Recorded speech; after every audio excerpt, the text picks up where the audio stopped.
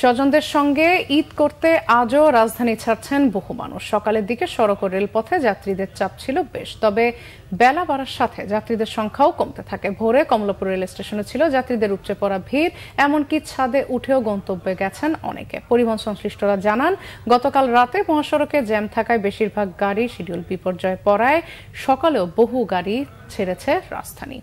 গোলাম Moinul আহসানের report. সরকারি চাকরিজীবীদের বৃহস্পতিবার ছিল শেষ কার্যদিবস। অধিকাংশ বেসরকারি অফিসও ছুটি হয় সেদিন, তাই বৃহস্পতিবার শুক্রবার যাত্রীদের ছিল মূল চাপ। তবে রবিবারও রাজধানী ছাড়া মানুষের সংখ্যা চোখে পড়ার মতো। রাজধানী কমলাপুর রেল স্টেশনে সকালের দিকে ঈদে ঘরমুখী যাত্রীদের ছিল উপচে পড়া ভিড়। ভিড় তো কি করবো, করার নাই তো কিছু, ঈদ যেন মানায় নিতে হবে। ফ্যামিলির সাথে ঈদ কাটাবো, এটা সবারই একটা আনন্দের বিষয় থাকে, অনেক ভালো লাগতেছে। সবারই তো একসাথে আনন্দ করার সময় এখন, কারণ সবাই নিজের পরিবার নিয়ে করতে যাচ্ছে। আপন মানুষদের সাথে ঈদ করবো, তো সেই থেকে আমাদের অনুভূতি আসলে অনেক ভালো লাগে কাজ করতেছে। শুরুতে দু একটি ট্রেন ছাড়তে কিছুটা দেরি হলেও পরে যথাসময়ে ছেড়ে যায় স্টেশন। তবে বগিতে জায়গা না পেয়ে অনেকে ওঠেন ছাদে। আমরা চেষ্টা করছি যে আসলে এত পরিমাণে যাত্রী যে আমরা চেষ্টা করছি যে প্রত্যেক যাত্রী যেন তার টিকিট দেখে এনআইডি সহ যার টিকিট যার ভ্রমণ তার এই নীতি বাস্তবায়নে কাজ করে।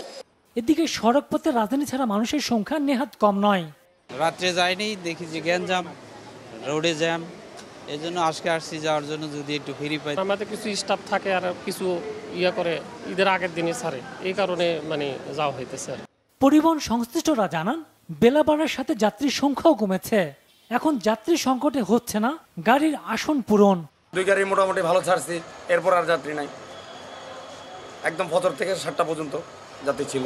গতকালকে পর্যন্ত খুব চাপ ছিল, সকালেও খুব সকালে একটু চাপ ছিল, একেবারেই ফাঁকা। টিকিট পাওয়ার বিড়ম্বনা কিংবা যাত্রার শত ভোগান্তি সবকিছু ছাপিয়ে স্বজনদের সাথে ঈদ করতে যাবার আনন্দই এখন যাত্রীদের চোখে মুখে। গোলাম মইনুল আহসান, বাংলা ভিশন, ঢাকা।